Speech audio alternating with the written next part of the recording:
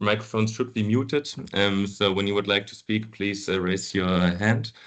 If you have any questions, you are always free to use the chat, and we will address them then later in our Q&A session. And we would also like to ask you to please turn off your camera when you're not speaking.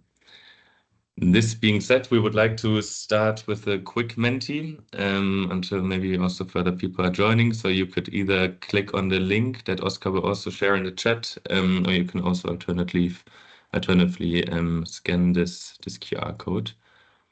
I will give you a few moments to get your phone.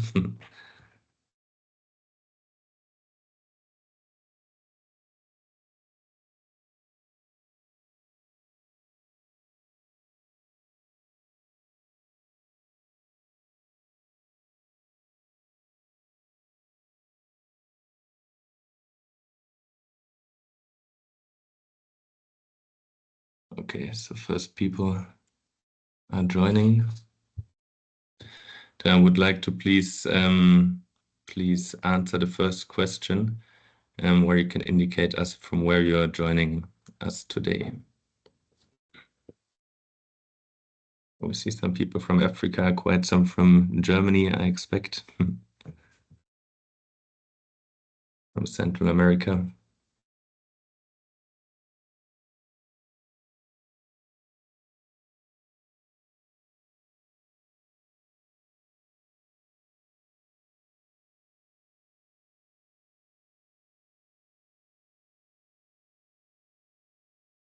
Also from Asia, which is great despite the time difference. Thanks a lot for being here.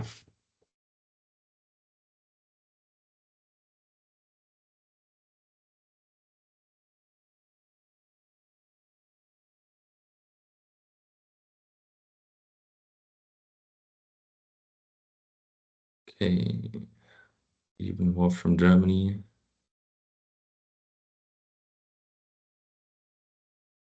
From Colombia, South Africa, Peru. All right, so it's good to see that we have people from many different world regions. So this is great. Then I would please ask you to go to the next question, which is what kind of institution. So that's basically want to understand who exactly we are with in the virtual room. So what kind of institutions, organization are you working for with different options? I guess GIZ will be very high ranking. This is from government, NGO, private sector.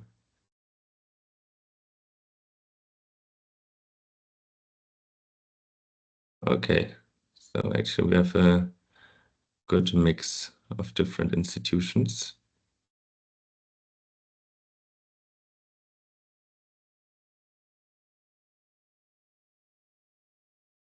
Perfect.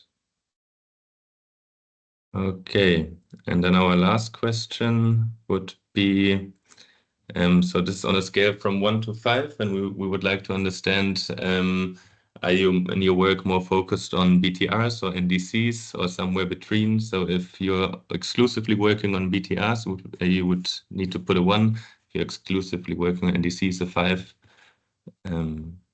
And if it's somewhere in between, some of the numbers between 2 and 4.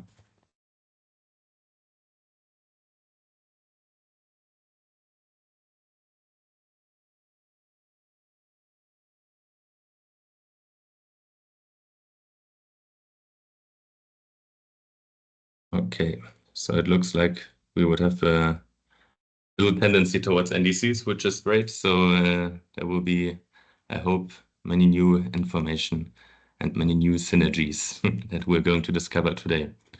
So thanks a lot for participating. Then this being done, we would move on with the agenda. So we're now in the middle of our welcoming. Afterwards, Oscar Sasso will give a brief overview over transparency under the Paris Agreement.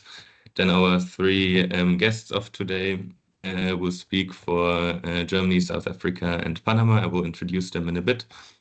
on the BTR submission process as well as on the TER. We will end with a Q&A where all of you are able to ask your questions or make some comments, and then Oscar will close the webinar, which will take 1.5 hours, more or less. So, a quick introduction to the speakers. 1 second. So, Dirk Günther is here with us today for Germany. Dirk Günther is the head of section for the emission situation at the German Environment Agency. The section is responsible for all reporting obligations under the UNFCCC, the Paris Agreement, and the UNECE. Dirk works for the agency since 2008 and first as a coordinator of the institutional arrangements for reporting, and since 2021 as the head of section.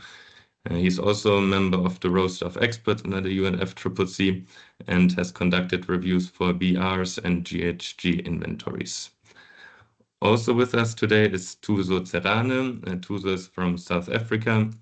He works for the Department of Forestry, Fisheries and Environment, and specifically under the International Climate Change Relations and Reporting. And he currently serves as the project coordinator for South Africa's BTR and national communication. Also with us today is Melanie Acosta from Panama. She is an environmental engineer with experience in climate change, focused on greenhouse gas emission mitigation, as well as their quantification and reporting. Melanie has led the development of Panama's greenhouse gas inventories and the submission of reports to the UNFCCC, such as the first BTR. And currently, Melanie serves as the head of climate action at the Ministry of Environment of Panama. And also with us today is Oscar Sasso. Oscar has been working in the field of transparency for over 10 years. And he was part of the German delegation to the UNFCCC between 2014 and 2019 and was involved in the negotiations on the Enhanced Transparency Framework. Since July 2022, he is the head of the Secretariat of the PATPA. And with this, I would like to hand over to Oscar, who is going to give us a brief introduction. Thank you very much, Tim, and good afternoon, everyone. Good afternoon here in Germany. Good morning in Latin America, and good evening for those of you who are joining from Asia. My name is Oscar Zarzo, and as Steve introduced me, I'm the head of the Secretariat of the Partnership on Transparency in the Paris Agreement that is hosted by GSZ within the support project for the implementation of the Paris Agreement. And today we have 3 speakers with us who will report on the experiences from their countries on how they are monitoring and reporting on NDC implementation within the context of the first biennial transparency reports that have been submitted. Next slide, Tim, please. So a very brief introduction to the Partnership on Transparency in the Paris Agreement, PATPA in short. This is an initiative that was founded in 2010 by the governments of South Africa, the Republic of Korea, and Germany at the Petersburg Climate Dialogue. And it aims to promote ambitious climate action through policy dialogue and practitioner-based exchanges, mainly on the topic of transparency. It focuses on multilateralism and trust building, and it has activities both on the global and at the regional level. At the regional level, we work mainly in 5 regional language groups. An Anglophone African group, an Asia group, cluster Francophone, mainly with African countries, French-speaking countries in Africa, another group for Latin America and the Caribbean, for the Spanish-speaking countries in the region, and a 5th group for Portuguese-speaking countries. And you can find more details on our work on our website, and it's linked here in the presentation that will be shared with everyone after the webinar. Next slide, please. And I want to provide a very brief introduction to the Enhanced Transparency Framework and to the Biennial Transparency Reports. As most of you, as we were expecting, are rather working on NDCs. So let's put this into context. And let's start with a brief overview on the Paris Agreement to the decision from COP21. As you all know, the Paris Agreement was a landmark agreement that included for the first time all countries, and it has a very clear objective to keep the increase in global temperature below 2 degrees Celsius, and if possible at 1.5 degrees Celsius. And in order to achieve this goal, all countries have to submit their NDCs and their emission reduction targets within these nationally determined contributions.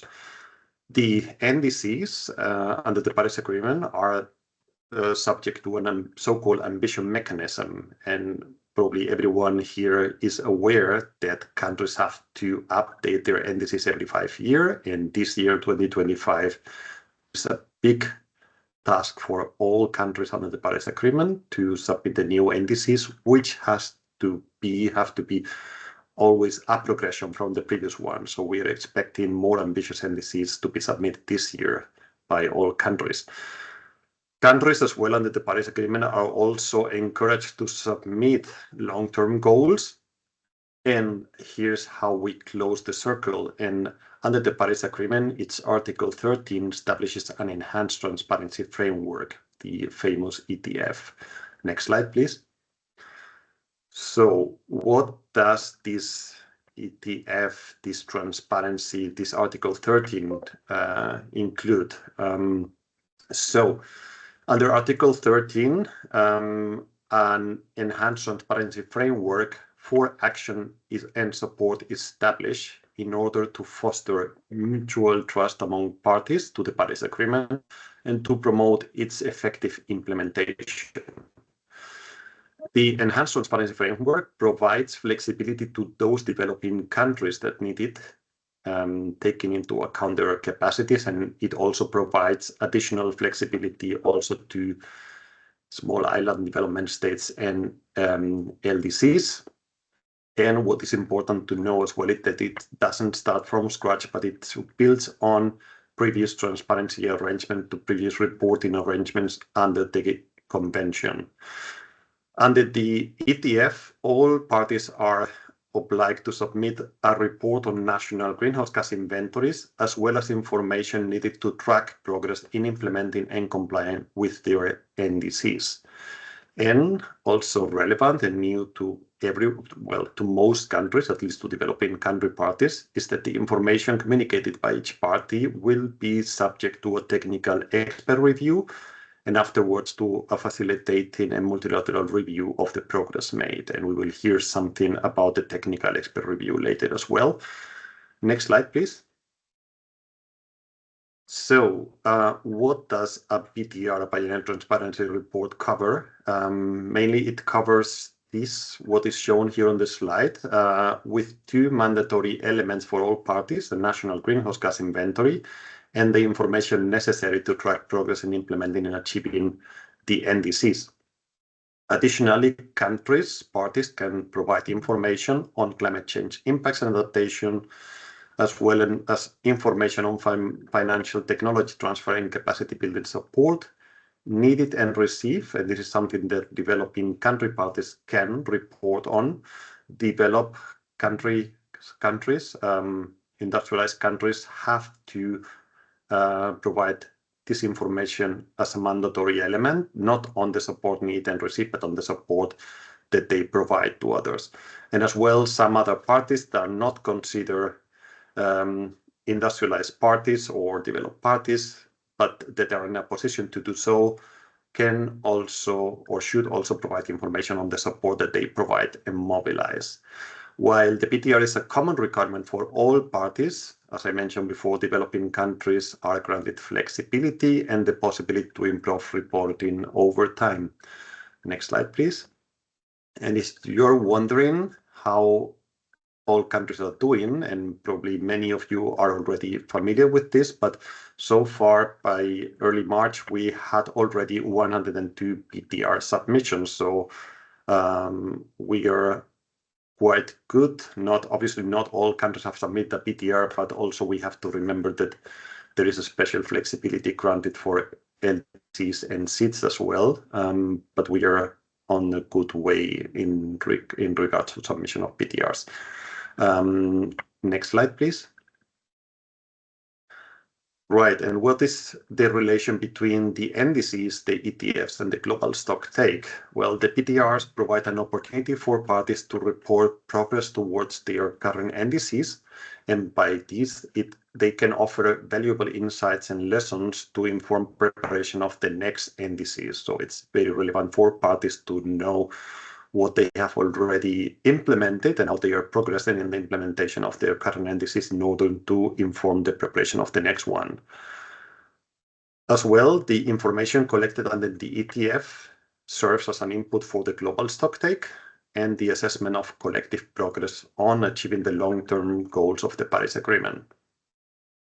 And also the outcomes of the first global stocktake that took place in 2023 are expected to be reflected in the new NDCs this year.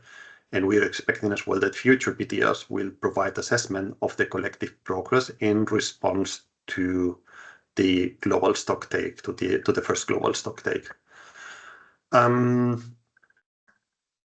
Climate reporting has some other benefits apart from those inherent to the implementation of the Paris Agreement, and we understand that transparency is crucial for countries in order to provide coherent information for national policy making, to enable effective and efficient implementation, also to definitely to increase trust among stakeholders, and not just on the international level, but also at the national level, to facilitate political buy-in on climate change issues, again, also very relevant to implement climate policies at the national level.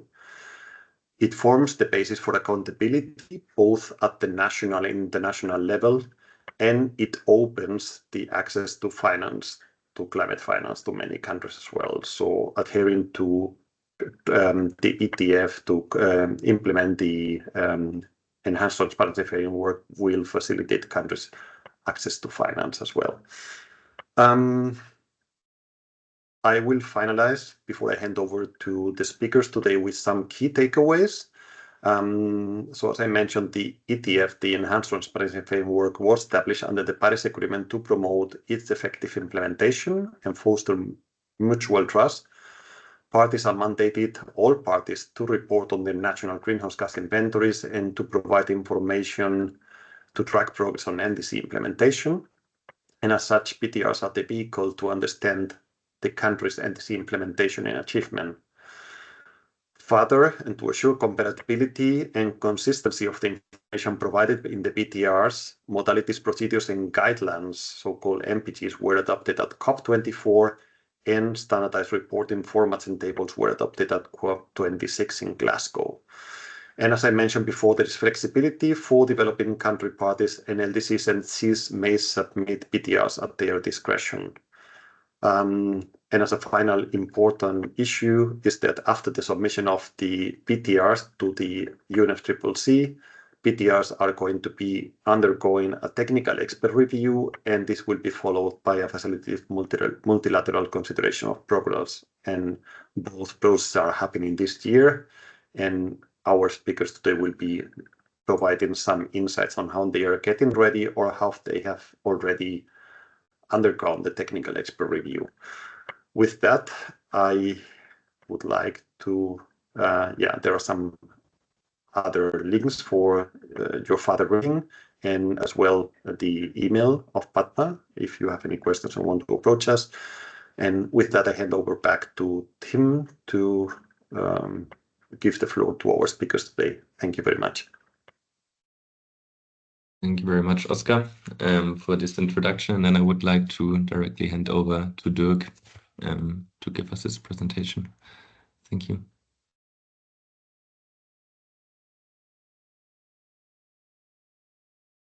You are still muted, Dirk. Sorry for that. So I start again. Thank you very much, Tim, for handing over the, and good morning, good afternoon, good evening, wherever you are on the world and listening to us. My name is Dirk Günther. As Tim already introduced me, I'm the head of the section emission situation in the German Environment Agency, which is the responsible section in the agency for all the reporting obligations of Germany regarding the climate change. Okay, next slide, please. So very short, you can see the emission trend of Germany, which is basically about 46% reduction, GHG reduction compared to 1990. And we had a tremendous emission reduction compared to 2022, which is related to the economic effects and the decline of the use of fossil fuels, in particular lignite. The next slide. However, Germany, as a member state of the European Union, does not have an own NDC under the Paris Agreement, but is under the umbrella of the European joint NDC. So that means that our emission reductions and basically as well the most important measures and policies are under the NDC of the European Union. The European Union has a target of minus 55% in 2030 compared to 1919, and already achieved a reduction of 31.8% in 2022. The numbers for 2023 are not available to me at the moment. They are already published, but this is the last numbers I have. Next slide, please. So the main policy measures that we had in Germany and which we reported on in our BTR are nearly all related to the programs and legislation on the European level. So there's the Renewable Energy Source Act, which is a domestic legislation, but is connected to European legislation as well, and it envisaged a massive relation in the expansion of renewable energy use with feed-in tariffs and guaranteed tariffs. There are auctions and which has the target to use at least 80% of renewable energies in 2030. As well in the energy sector is the EU emission trading scheme, which isn't pure European legislation, and it's a cap and trade system with a declining cap. The big energy and industrial combustion plants are under this scheme and had to buy certificates and can trade the not used certificates from the emission trading scheme. The scheme has the target to reduce the emissions in the major emission sources. And in Germany, the comparison of ETS emissions are about 40% of the total national GHG emissions. In the industry sector, which is basically for both the energy-related emissions from the industry, but also the process-related emissions, is the decarbonization funding project, a program which is targeting to research and development in the industrial sector for mitigation of emissions, trailing in test and pilot facilities, and of course for investment in facilities and to use and implement decarbonized technologies. In the energy, the transport sector is mainly domestic related sector, not under the ETS. And here we have subsidized ticket for the public sector all over Germany, where you can buy this ticket and use the public transport services wherever you are in Germany. And in the building sector, which is one of the sectors which could not reach emission reductions in huge measures, but has still the potential to reduce emissions substantially. Here we have the obligations of newly installed heating systems to use at least 65% of renewable energy. That is the main measure in this field. So that's basically a short overview and key insights of the German situations. Also, we already had for long years experiences in reporting and transparency under the Climate Convention and the Kyoto Protocol, etc.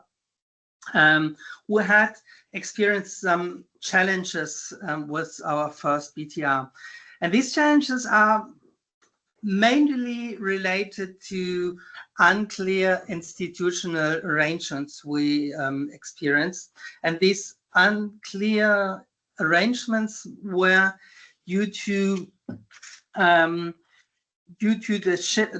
shift in the government with the new federal government. After the last elections, we had a change in the responsibility of the climate action from the Ministry of the Environment to the Ministry of Economics and Climate Action.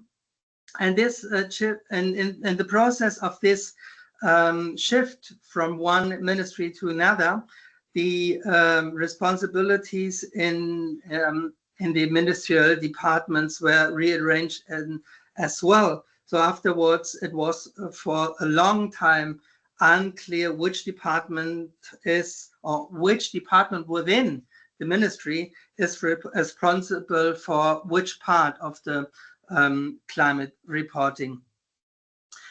Related to that, we started very late with the preparation of our BTR, only in July 24. And this resulted in that we had very short time for the compilation of the BTR, as the German government wanted to submit the BTR.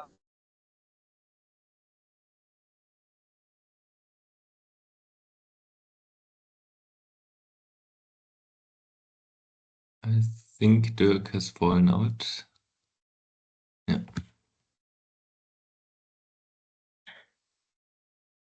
Hello, Dirk.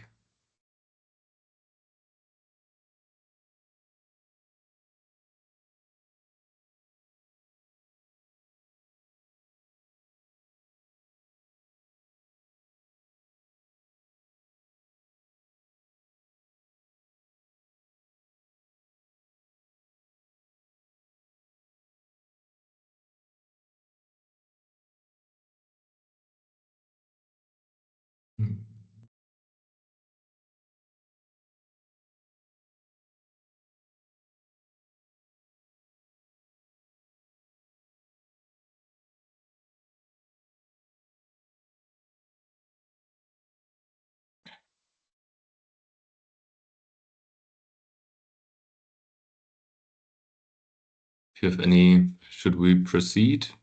Go on with the next presentation.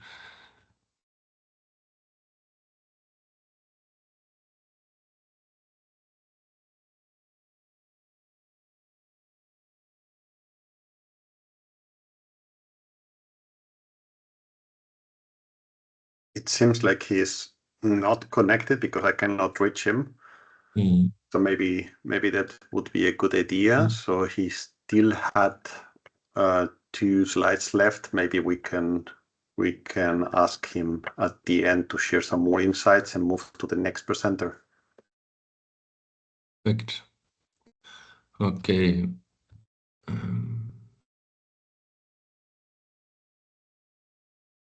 All right, Chuzo, I hope you can hear as well and your connection is stable. Then I would like you to continue, please.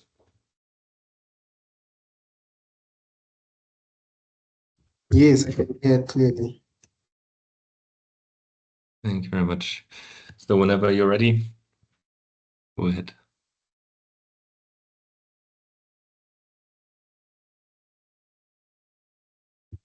Okay, I'd like to greet everyone who's attending this webinar.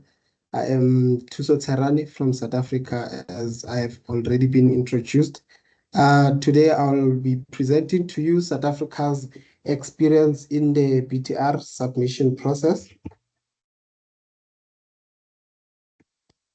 So firstly, the South African first BTR was developed following the modalities, procedures, and guidelines in line with the Decision 18 CMA1 and its annexes, as well as the Decision 5 CMA3 and its annexes, with the focus on South Africa's perspectives and priorities.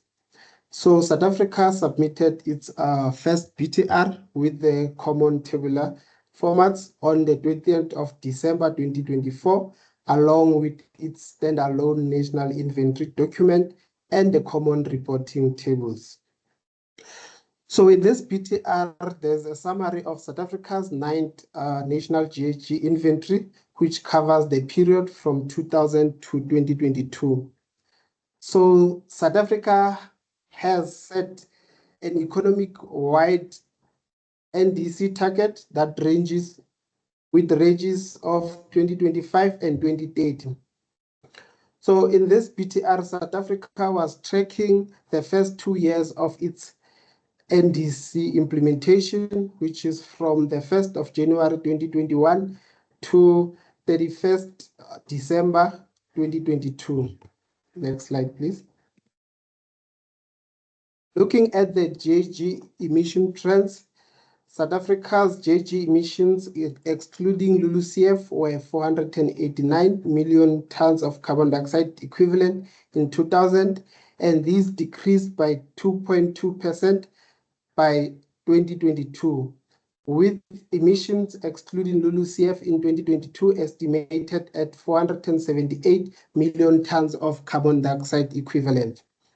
So the carbon dioxide is the largest contributor to the emissions in South Africa, which accounts for about 81.9% of the total emissions in 2022, excluding LULUCF. In the IPPU sector, the emission dropped by 6.7% since 2000. This was mainly due to the reduced metal production. However, the emission increased by 23.1% since 2020 due to post-COVID recovery. So looking at the energy sector, which is the largest source of our emissions, it contributed 78% of our emissions in 2022, excluding LULUCF, with a slight decline of 0.2% since 2020. Next slide, please. So here I'm showing the NDC implementation and achievements. So the indicators that were selected to track the progress of our updated nationally determined contribution under the Article 4 of the Paris Agreement was South Africa's annual national GHG emissions and removals, which include LULUCF, but they exclude the greenhouse gas emissions from natural disturbances.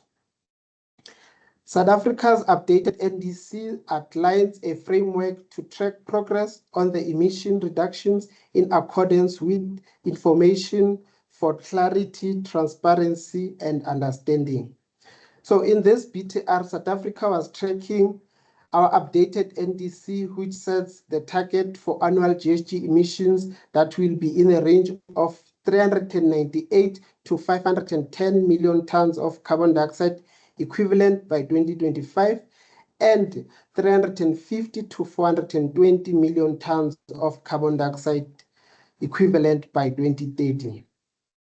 So the ministry has developed several systems and tools to facilitate the access to data and information to track progress towards achieving our NDCs. So in South Africa's first BTR, South Africa tracked progress on both the 2025 and the 2030 target, as I have mentioned, in line with the selected indicators for South Africa. So the values for the indicators for 2021 and 2022, which is based on our national inventory report that we submitted last year. It's 413.1 million tons of carbon dioxide equivalent and 394.3 million tons of carbon dioxide equivalent respectively. So this means that South Africa is well on track to meet its 2025 and 2030 national determined contribution targets. So looking at the main policies and measures, we have about 28 prioritized PEMs that have been identified, which include 7 that are cross-cutting and the 9 which are focused on the energy sector. We also have 3 on transport, 1 in IPPU, and 6 in AFOLU, and 2 in waste. Next slide, please. Next slide, please. Sorry, I forgot. Next slide. Thank you. Okay, I will be sharing with you what worked well in the process of us developing and submitting our first BTR. So South Africa has found that subjecting the draft BTR1 to an independent review process worked well in developing. Oh, sorry about that.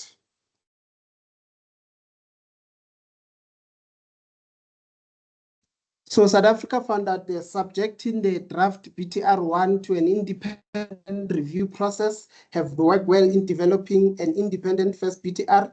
The review assisted us with a clear interpretation of the MPGs and allowed for a BTR that is more aligned with the MPGs, both in terms of completeness and transparency. So the internal coordination within the climate change equality branch has also been effective in drafting processes, as well as addressing the inputs that we received and the comments from the independent review.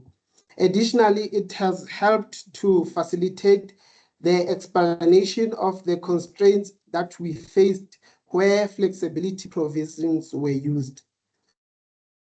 Using a more streamlined process for alerting the public about the public consultation process also assisted us in making sure that we save a lot of time. Because previously we used to do a government gazette where the gazette will be through the public print works, and it took a lot of time in that process. So in this case, a media statement was released by the minister to make this announcement.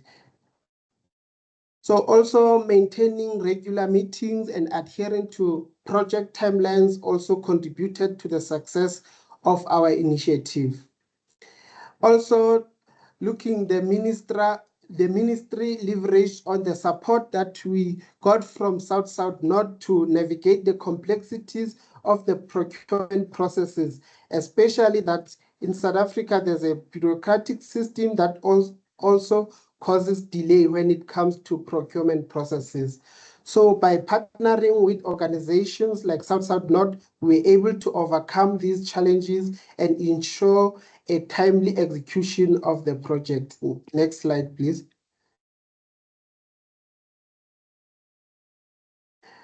Here are some of the challenges that we faced in the process of developing our first BTR that we're going to share with you. Firstly, you'll look at the pressure and timing, of which the process began in February 2024, which placed a significant pressure on the teams to meet the deadline and manage the complexities of the task. But we started a bit earlier with data collection, which happened in 2023. And also looking at the different interpretations of the MPG and flexibility provisions, which often caused confusion among the team members. Also, we looked that we have an issue with the capacity building constraint in preparation for reporting under the ETF. So in DFFE, we didn't have a formal arrangement that existed between us and the service providers, especially. So that was an exception with the compilation of the National Inventory Report, of which they have some kind of formal arrangement with the data providers. But for other sections of the BTR, we didn't have any formal arrangement. This resulted in data acquisition delays and gaps. For some mitigation policies and measures, there's general delays in approval of reports, which then affect the timing and the availability of data. So the processes also highlighted a need for us to have our own information management and archiving system for the BTR process. So we also felt that there was an insufficient training that was received to use the UNFCCC reporting tool. And as such, not all the team members understood how to use this tool. And this may have led to the delays in finalizing the common reporting tables for the GHG inventory. We also had a challenge to track the financial support received by South Africa, as it is not centralized. So normally on an annual basis, we would send out templates to different embassies, as many would receive fund. The projects will go directly to the project. So we will have to use the standardized templates, which often causes delays, and also we end up not reporting. So there's also an institutional personnel constraints due to staff turnover, and also there's few personnel that was working mainly on the BTR, and further training was required on handling the confidential data from the National Treasury, and this has resulted in delays in finalizing the support chapter of the BTR.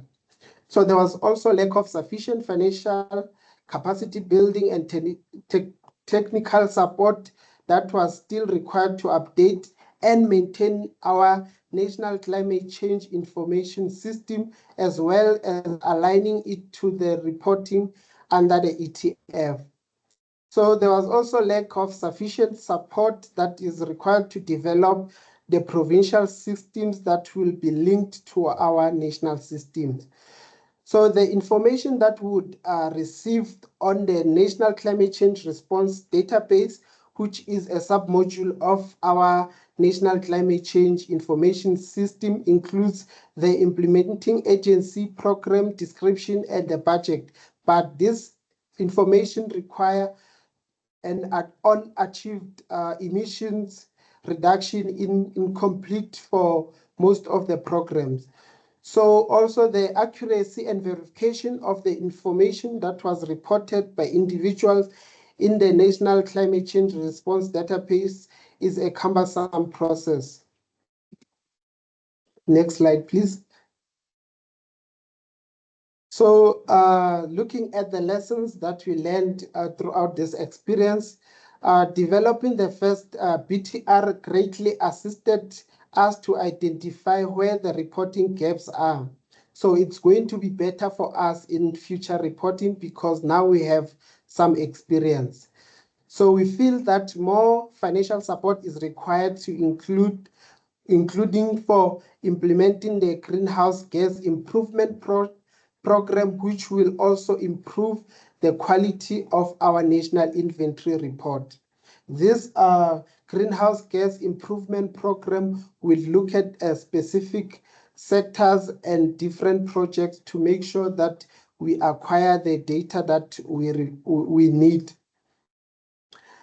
So in ensuring that the South African National Data Mine contribution is well understood by the transparency team that is working on the BTR, the transparency team it's now part of the NDC technical team as well as the reference group.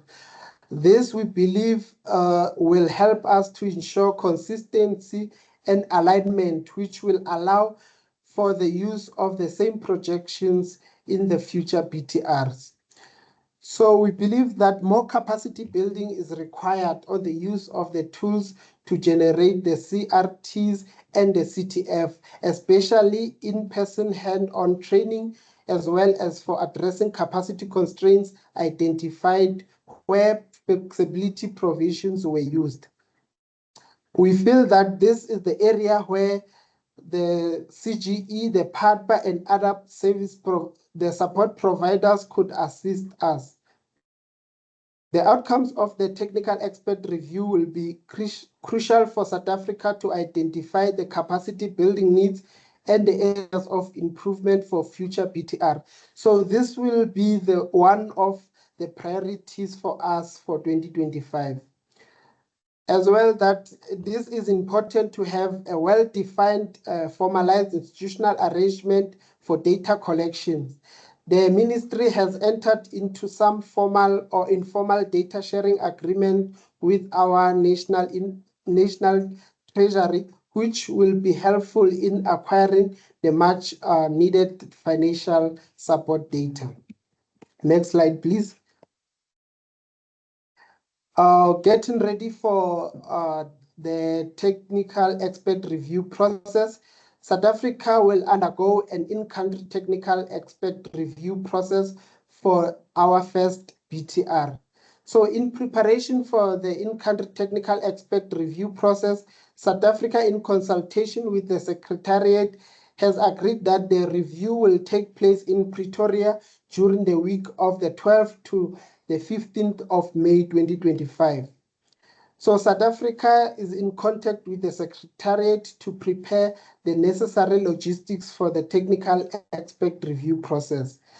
In addition, South Africa has informed all the team members who were involved in drafting and reviewing our first BTR to be ready for the technical expert review process that will be taking place in South Africa, Pretoria, during the 12th to the 15th of May 2025.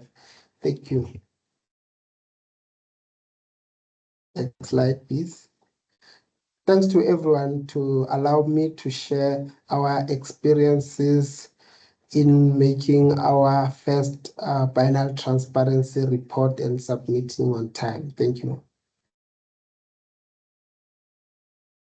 Thank you very much, Tuso, for this very insightful presentation. And it's, of course, particularly great to have you as our PATPA's founding member with us today. I'm not sure if Dirk is back on the call. I am. Perfect. Okay. Then I would quickly go back to where you've fallen out. Yeah. Perhaps it would be nice if you could just give me a hint where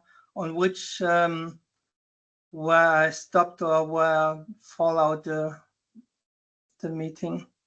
Yeah, we stopped hearing you talking about the challenges. Yeah. I think we were stuck at a very short time bullet point. Yes. Very short time. Okay, so there we'll step in.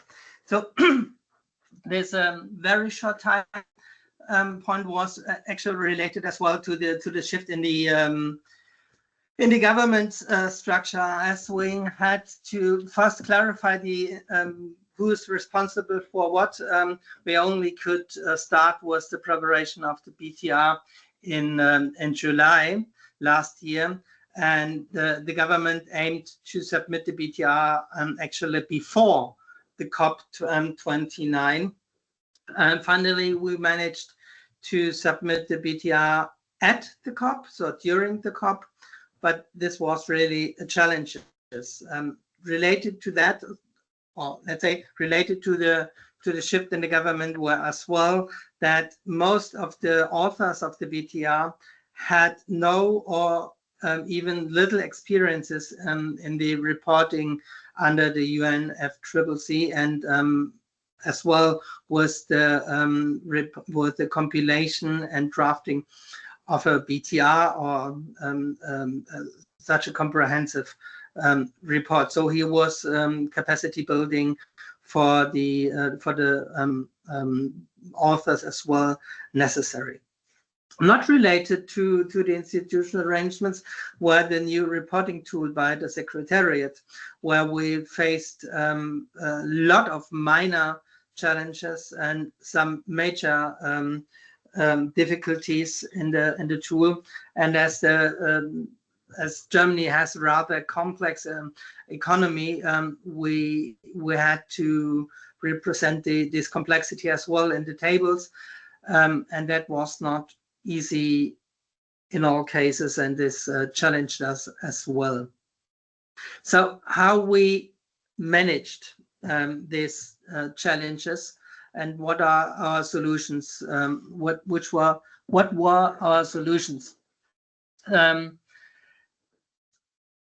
What I can advise and from our experiences regarding the unclear institutional arrangements is don't wait until everything is settled.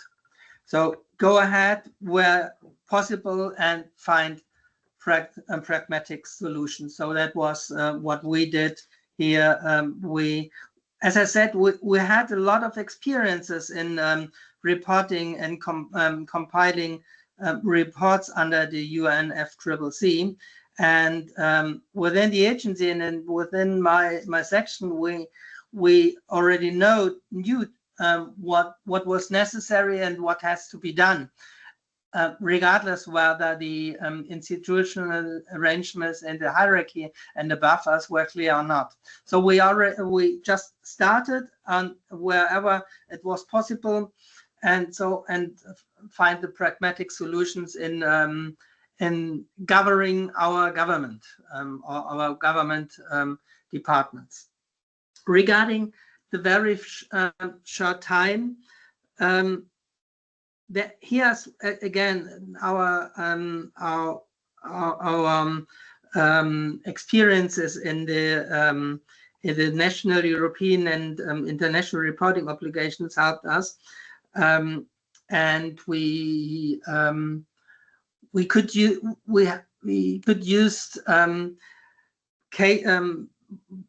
on many occasions texts and procedures from other reports, so that we just had to reschedule in major parts the report was information which already existed.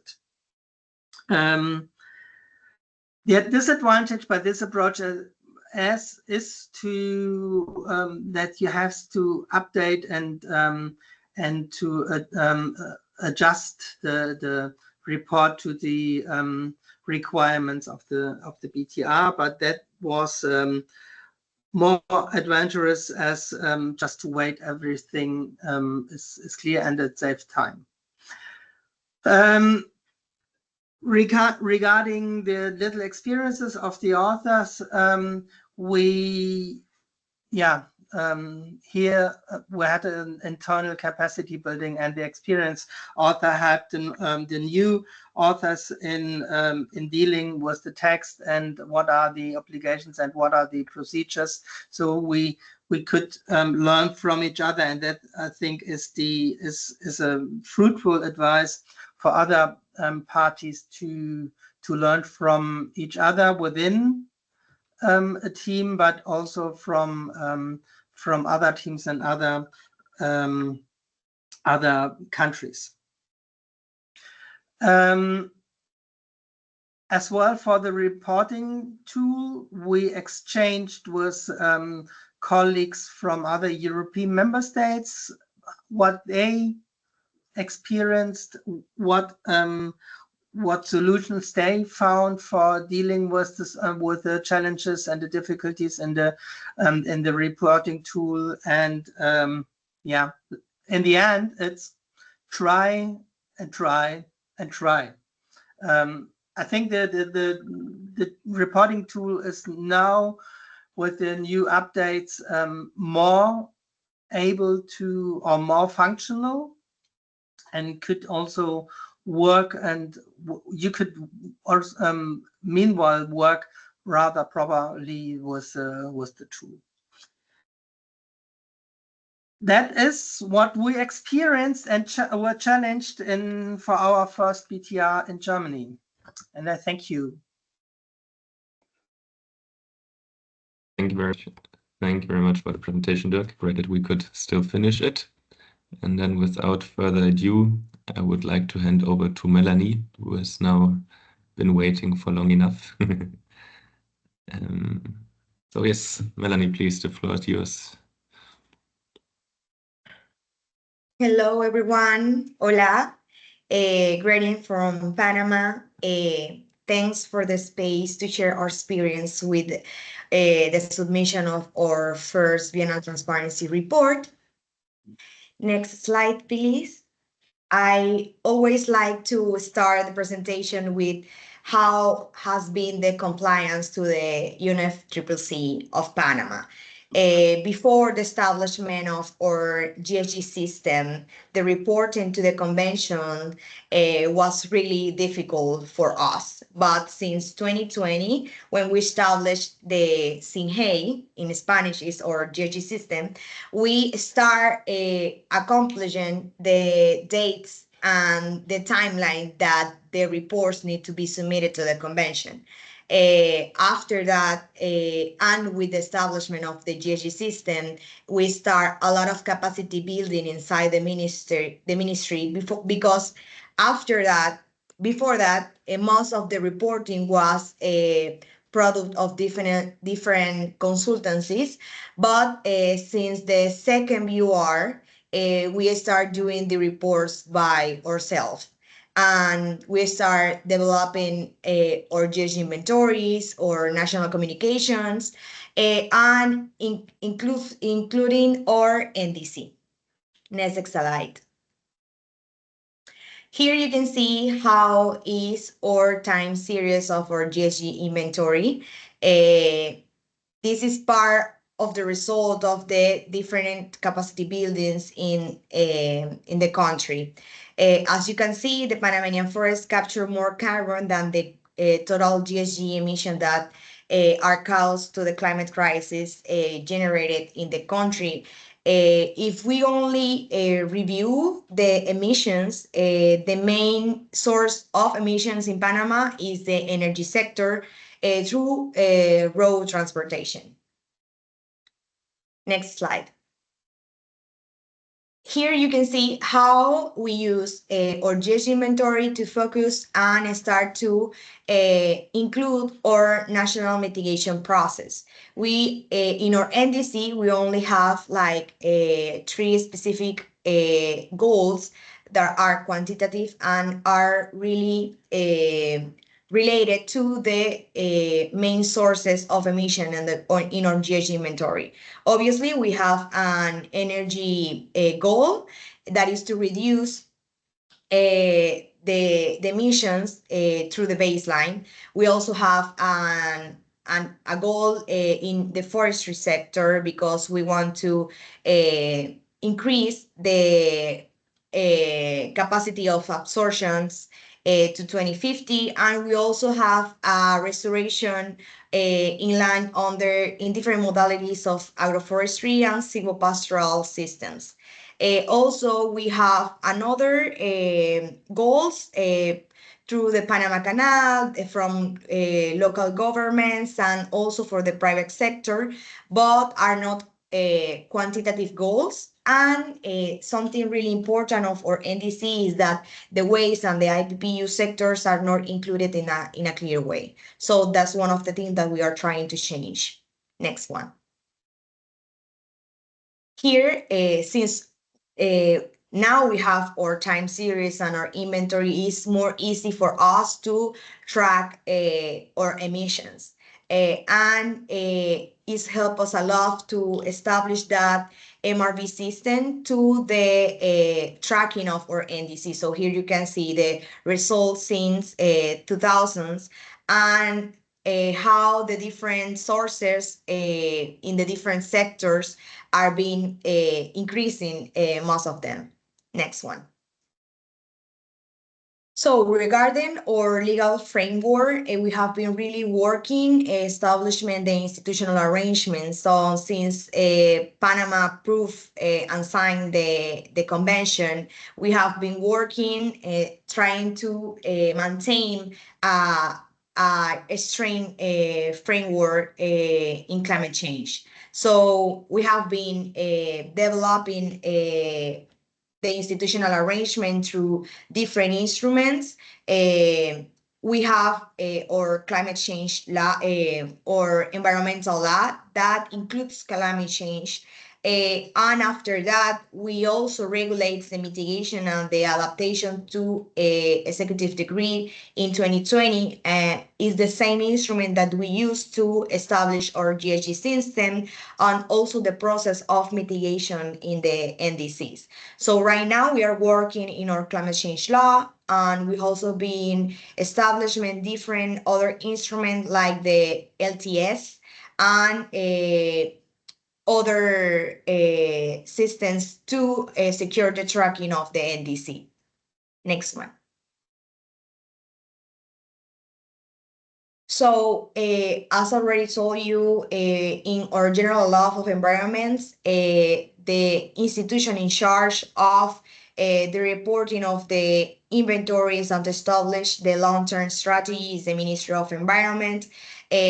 Also, the laws include that it needs to be reported periodically. And also with the executive decree, we regulate different actions to lead us towards low carbon economy and social development in the Republic of Panama. Here we just include the GHG system, the long-term strategy, the means of implementation registry, the NDC. Also, we include a program with the private sector that is known as Reduce Your Footprint program, and is like our voluntary emissions registry that we want to work with the carbon market strategy that we are developing.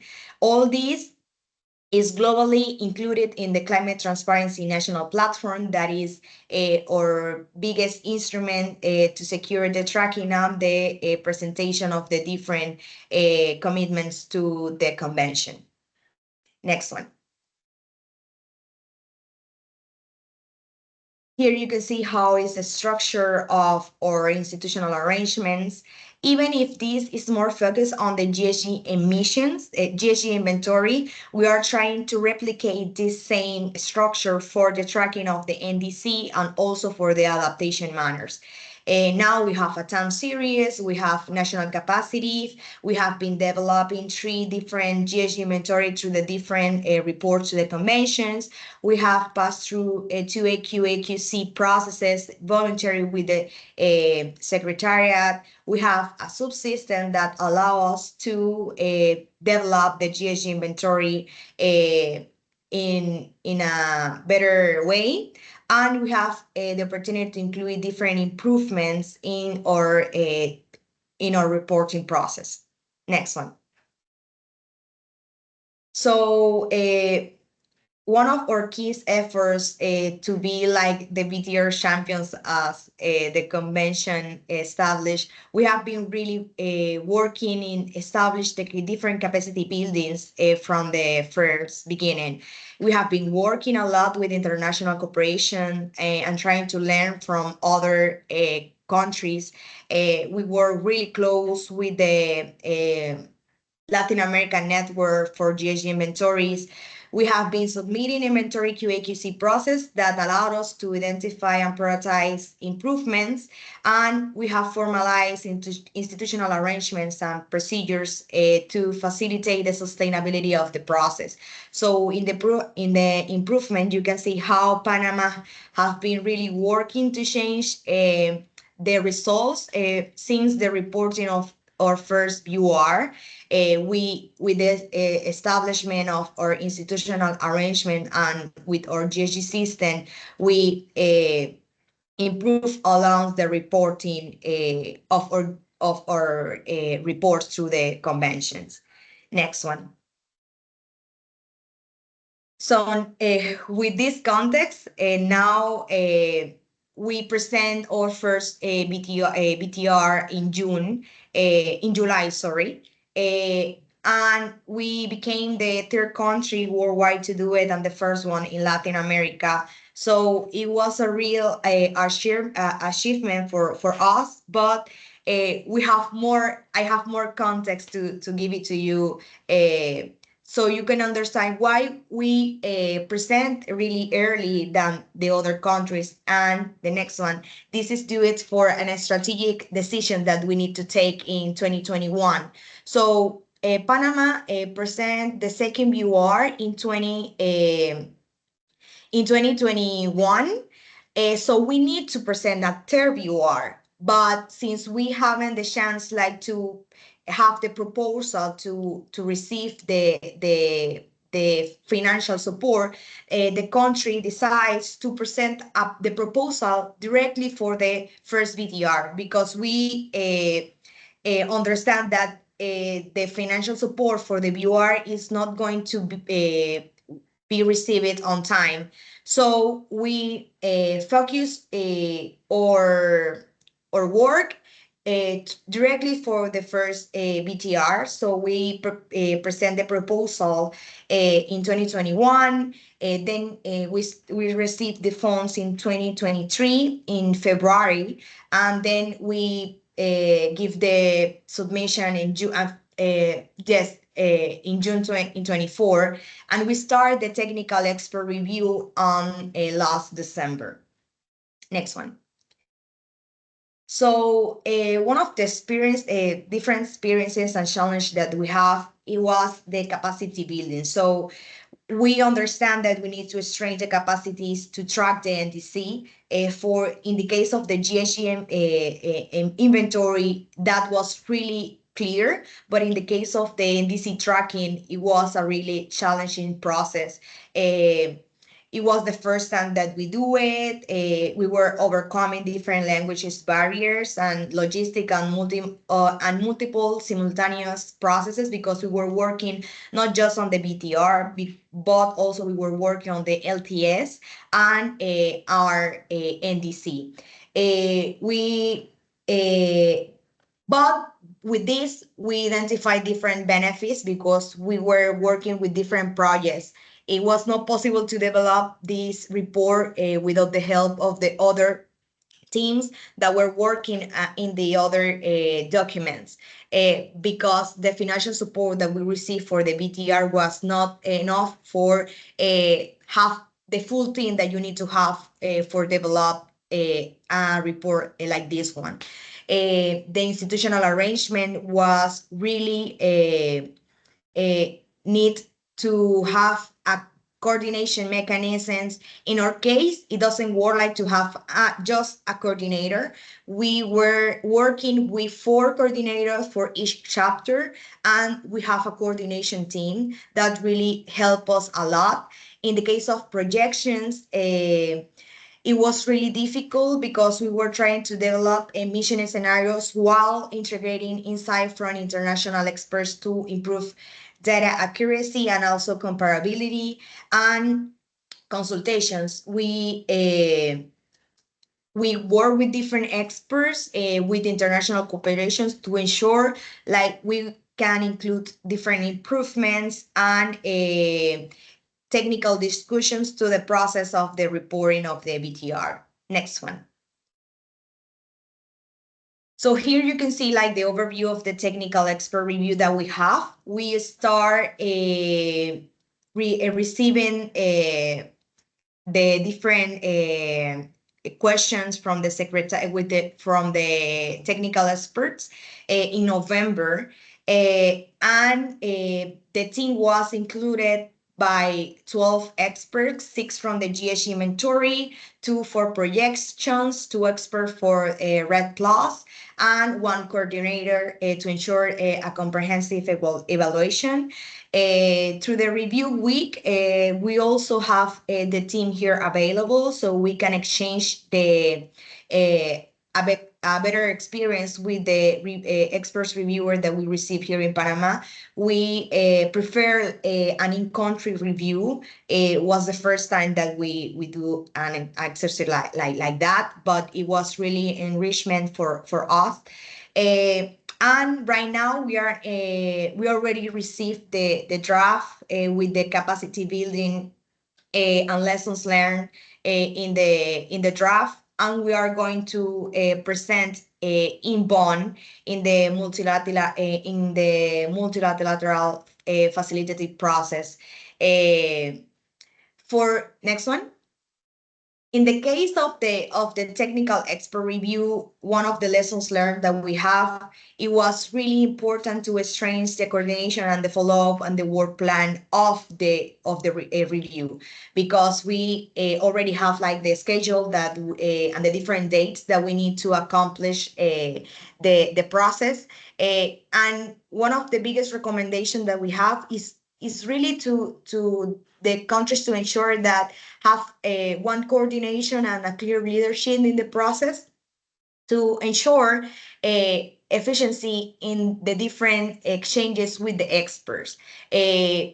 Formalization of a solid and specialized work team, because we receive like a lot of questions from the reviewers, and to secure that we can answer all of them, we need to have the teams that were involved in the development of the BTR.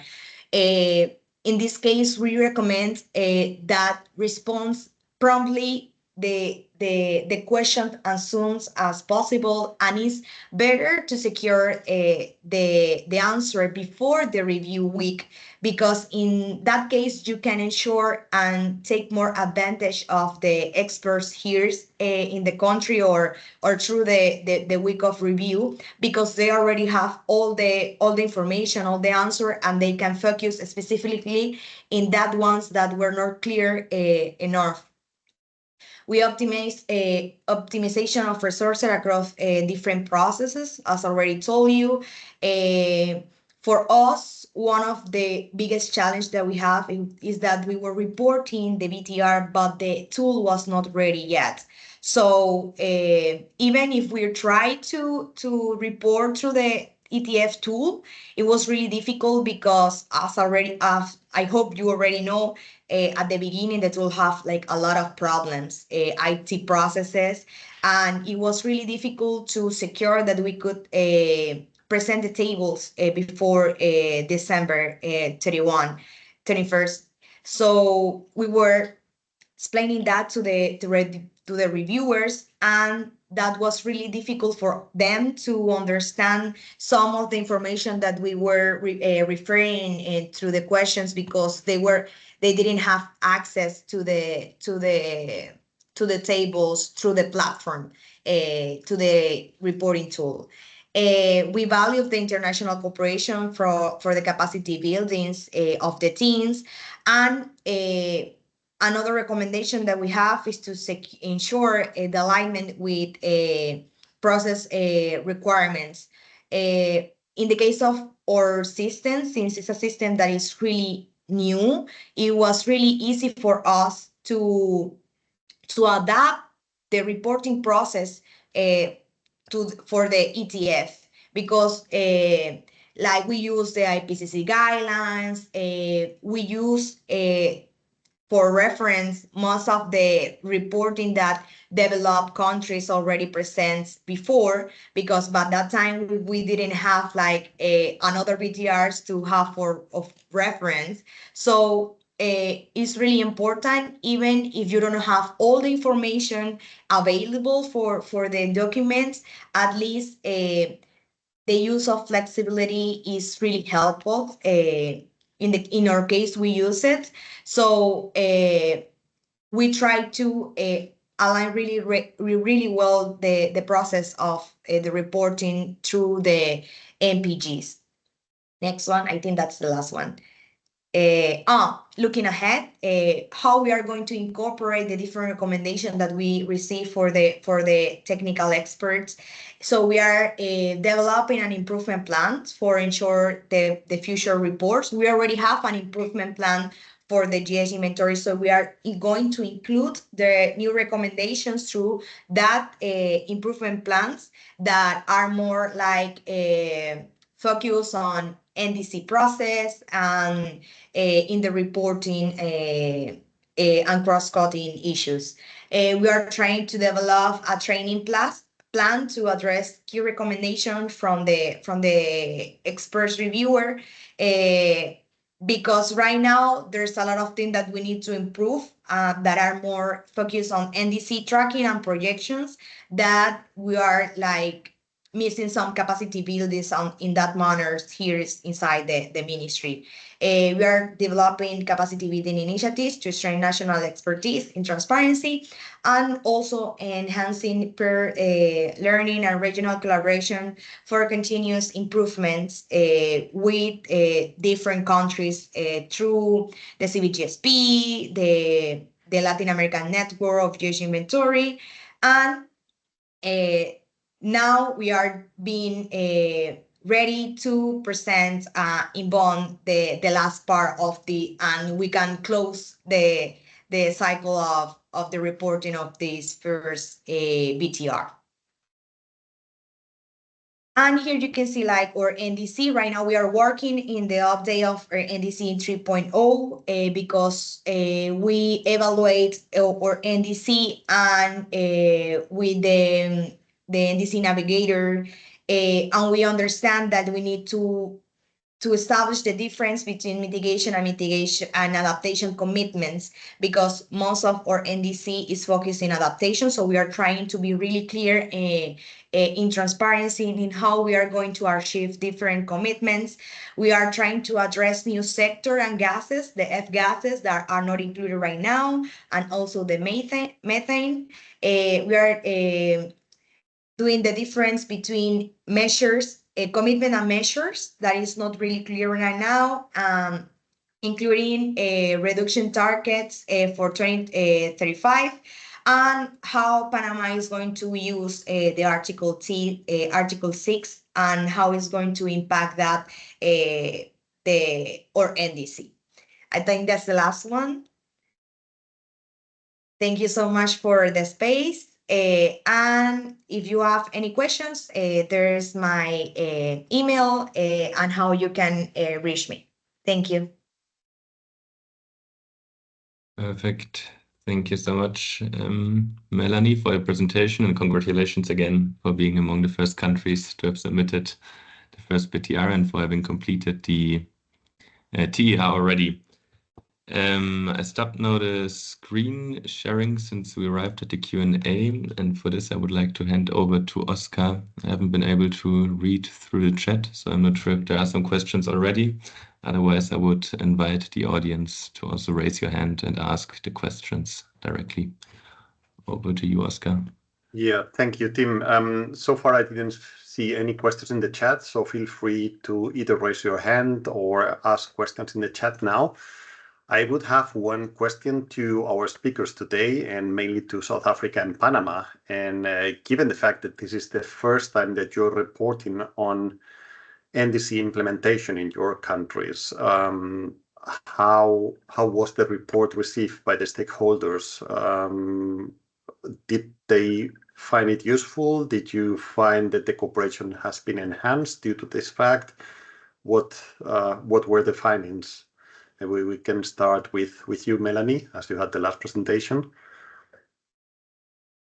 Yes, as I have already mentioned, like secure the report of the tracking of the NDC for the first time was really challenging, and most of the recommendations that we received and on how the stakeholder managed since we only have 2 goals, quantitative goals, it was really easy to track the process because it was directly with the inventory. So we only received more recommendation that tracking could be more transparent in the report.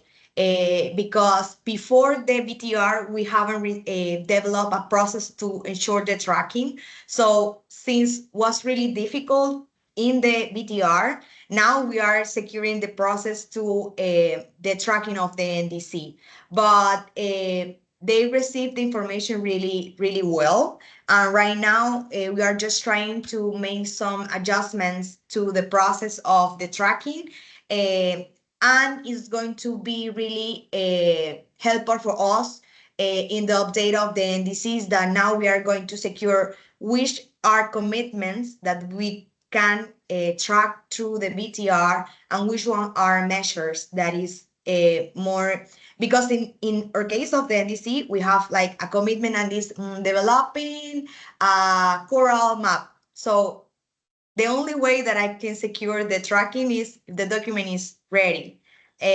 So now we are trying to do the difference between a commitment, a quantitative commitment in mitigation, and which ones are measures and policies that you can track, but not in a quantitative way through the tables that the conventions established for the tracking. Thank you, Melanie. And now the question goes to you, Tuso, as well. What were the findings? What was the experience of South Africa with the reporting on the NDC implementation?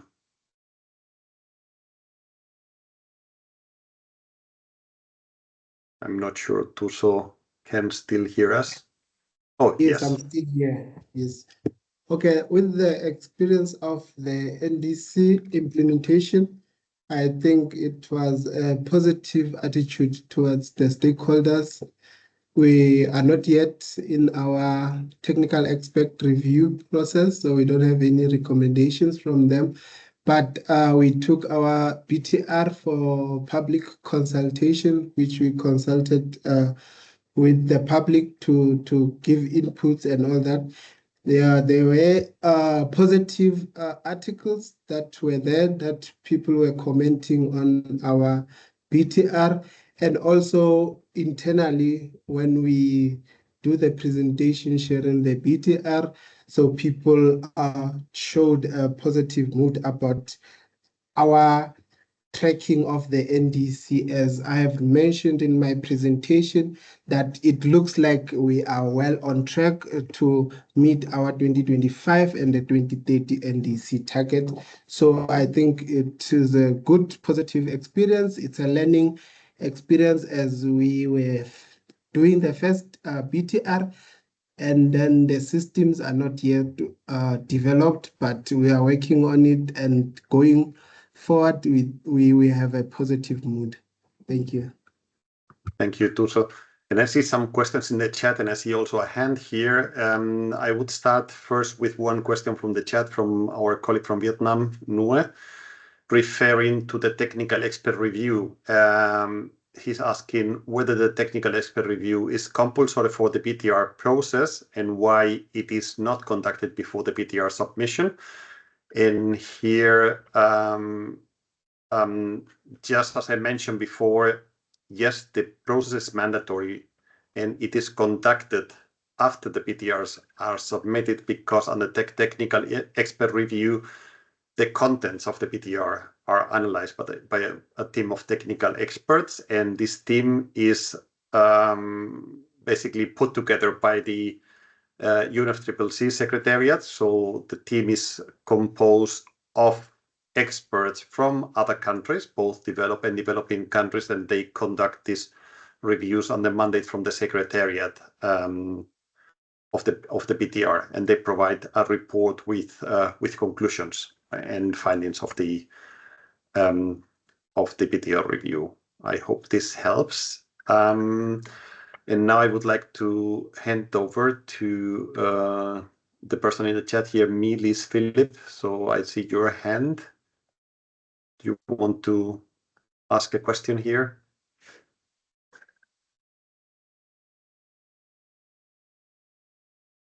can't. Okay. Thank you. I'm from Malaysia, Elizabeth. It's a long public holiday in Malaysia, and so if you hear firecrackers, don't be surprised. As I just mentioned, and the firecrackers goes. Sorry, I don't have I can't seem to find my chat function, so I have to raise my hands. First of all, I want to thank all the three speakers. Actually, it's very comforting to Malaysia.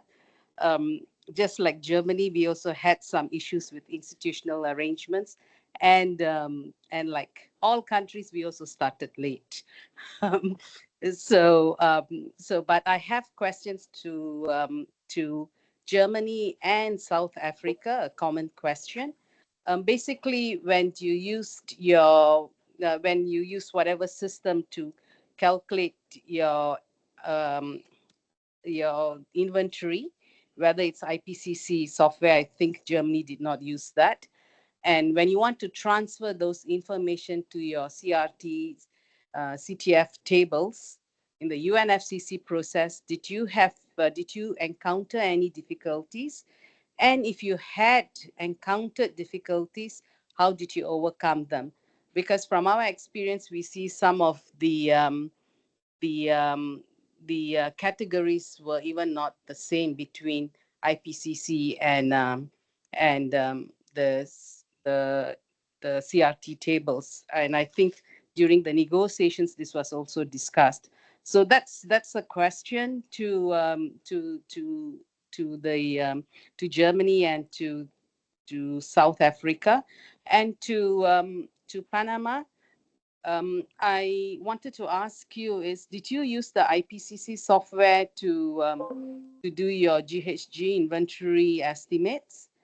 And also I noticed, well, maybe you may not be able to answer this question, or you may be able already. In your last slide on the NDC, you said you were going to use Article 6 for NDC 3.0. I was just curious, are you going to use Article 6 to meet your NDC targets, or are you going to be a seller country? It's just out of curiosity. Thank you. Thank you very much for the questions. I would like now to hand over to Dirk to answer the first question. Dirk, I hope you can. Yes. Yeah, I'm there. Actually, I had some audio interruption. Could you please repeat the question once more to Germany? Yeah, the question is, when you did your estimates, your GHG inventory estimates, and then you have to transfer them to the CRT tables, right? In the UNFCCC domain. So did Germany have a problem in for your system to communicate with the UNFCCC system? And if you had, how did you overcome the problem? Thank you.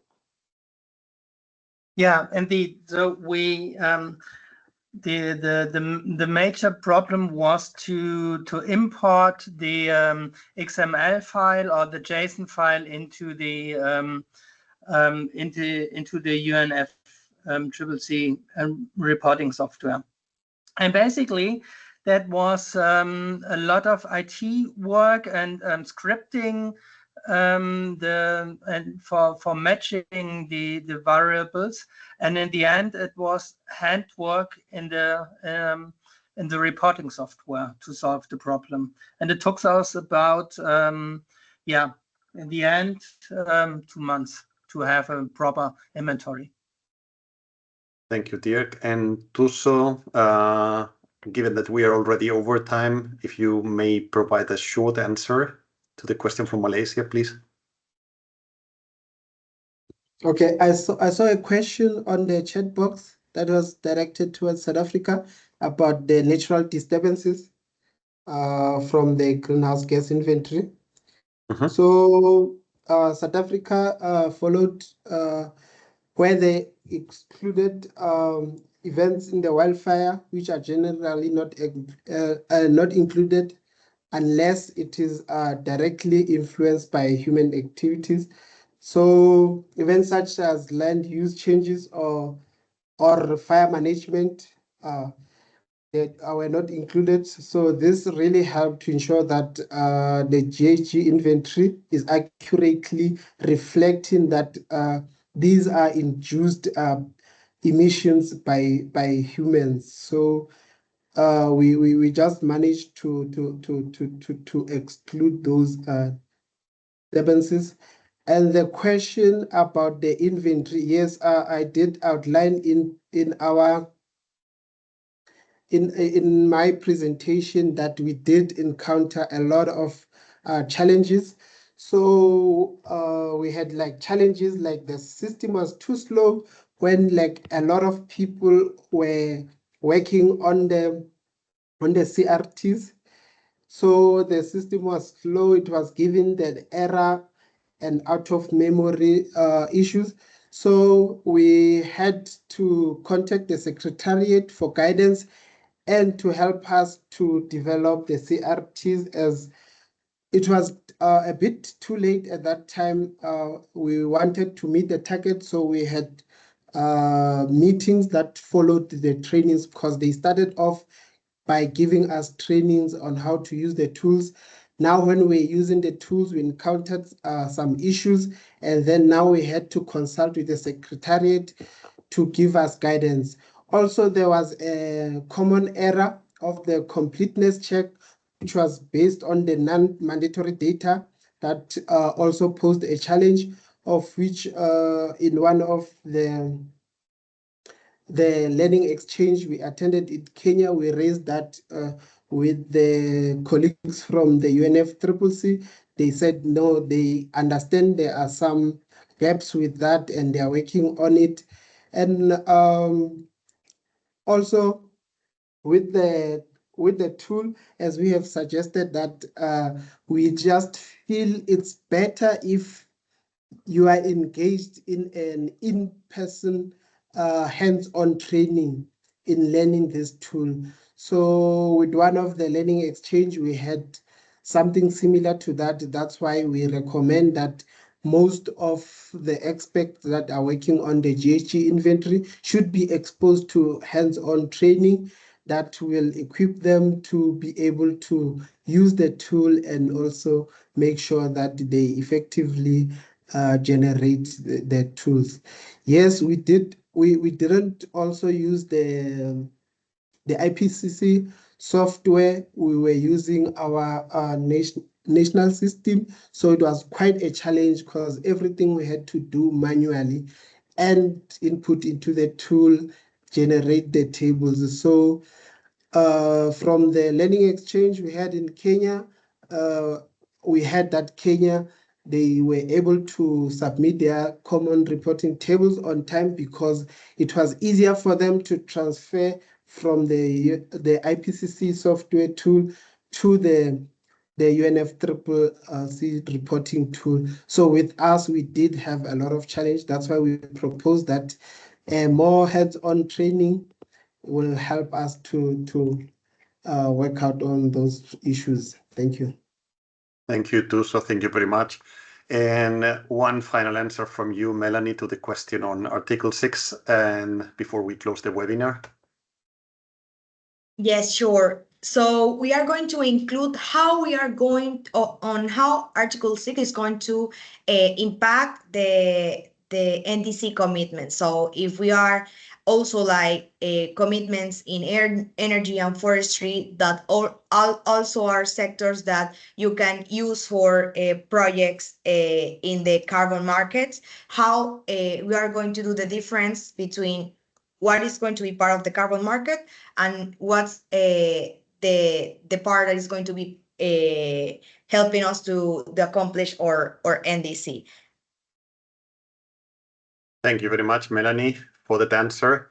And apologies for the short delay. We are closing now the webinar. I would like to thank everyone for the participation, and especially to our speakers, to express my gratitude for sharing about your experiences with the drafting of your first biennial transparency reports and how you have provided the information for the first time as well on NDC implementation. I think it was a very useful exchange for everyone. And also to congratulate you as well for the submission, for the timely submission of your BTRs. And with that, I would like to close the webinar here. Thank you very much for attending. There is one question in the chat, I believe, that Tuso potentially could answer the question as well if you want to have an exchange with the colleagues from South Africa on the manage and manage lands, but we are unfortunately out of time. I wish everyone a very nice day and hope to see you all soon. Goodbye. Thank you. Bye-bye. Goodbye. Thank you very much. Bye. Goodbye. Bye.